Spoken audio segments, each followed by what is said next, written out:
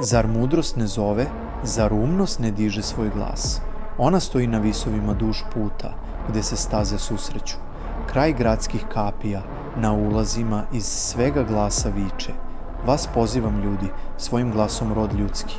Vi lakoverni, steknite razboritost. Vi nerazumni, urazumite se. Slušajte, jer o važnim stvarima ću govoriti, svojim usnama kazivaću što je pravo. Moja usta zbore istinu, opakost je odvratna mojim usnama.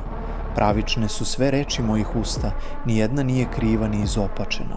Pronicljivima sve su one prave, ispravne onima koji imaju znanje. Moje pouke uzmite mesto srebra, znanje mesto suvog zlata, jer mudrost je vrednija od dragulja, šta god da poželite nije joj ravno. Ja, mudrost, stanujem s razboritošću, znanje i promišljenost posjedujem. Strah od Gospoda jeste mrzeti zlo. Mrzim oholost i bahatost, opako ponašanje i lažljiva usta. Moji su saveti i zdravo rasuđivanje, ja imam umnost i moć. Po meni vladaju carevi i vladari pravične zakone donose. Po meni vladaju kneževi i plemići i sve sudije na zemlji. Ja volim one koji mene vole i mene nalaze oni koji me traže. Kod mene su bogatstvo i čast, trajno imanje i blagostanje. Moj plod je bolji od suvog zlata, moj prinos vredniji od čistog srebra. Ja idem putem pravednosti, stazama pravde, da imanje podarim onima koji me vole i da im napunim riznice. Gospod me iznedrio na početku svoga puta, pre svojih dela pradavnijih. U najranije vreme sam oblikovana, u početku, pre nastanka sveta. Rođena sam pre okeana, dok još nije bilo izvora voda obilnih.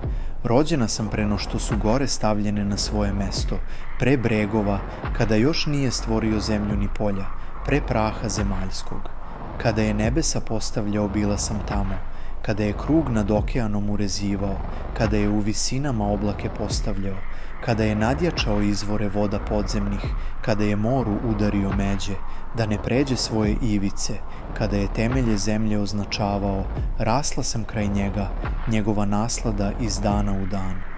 Sve vreme sam se pred njim radovala, radujući se svetu, njegovoj zemlji, ljudski rod bio mi je naslada. Stoga me poslušajte, sinovi, blago onima koji se mojih puteva drže. Poslušajte moju pouku i budite mudri, ne zanemarujte je. Blago čoveku koji me sluša, koji na mojim vratima iz dana u dan bdi i kraj mojih dovrataka čeka.